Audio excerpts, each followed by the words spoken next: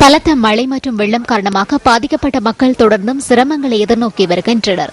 மன்னார் மாவட்ட மக்கள் அதிகமான பாதிப்புகளை எதிர்நோக்கியுள்ளனர். மன்னாரிலே தற்போது மழை குறைந்திருக்கிறது. ஆனால் மல்வத்துவானுடைய நீர்மட்டம் அதிகரித்துக் கொண்டு வருகிறது. காரணம் வெளி மாவட்டங்களிலே பெய்கின்ற தொடர்ச்சியான மழையின் காரணமாக. இருந்த போதிலும் தற்போது மல்வத்துவானுடைய நீர்மட்டம் 18 அடி 4 அங்குலமாக இருந்து கொண்டிருக்கிறது. ஆனால் கட்டுக்கரை புலத்தினுடைய சகல வான்களும் திறக்கப்பட்டிருக்கின்றன. மல்வத்து ஓயாவினுடைய வாவி கருவியிலே இருக்கின்ற மக்களை நாங்கள் பாதுகாப்பான இடத்துக்கு நகர்த்தி இருக்கின்றோம். மன்னாரிலே இதுவரை எந்த விதமான உயிரிழப்புகளோ காயங்களோ ஏற்படவில்லை.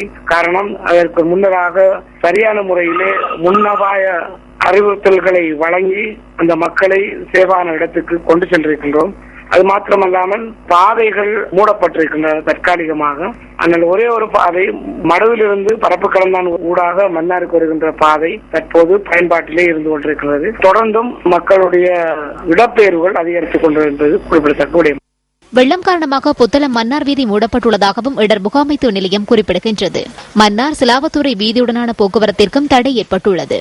A32 வீதி இன்னும் திறக்கப்படவில்லை. வவுனியாவில் பெய்து வரும் மழை இதுவரை குறையவில்லை.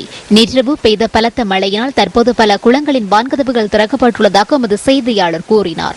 வெள்ளம் காரணமாக வவுனியா செட்டிக்குளம், வவுனியா பூவரசங்குளம் ஆகிய வீதிகள் இன்றும் மூடப்பட்டுள்ளதாக வவுனியா மாவட்ட அரசாங்க அதிபர் குறிப்பிட்டார். பாவற்குளத்தின் 4 வான்கதவுகள் 6 அடி வீதம் திறக்கப்பட்டதால் பல வீதிகள் நீரில் மூழ்கியுள்ளன.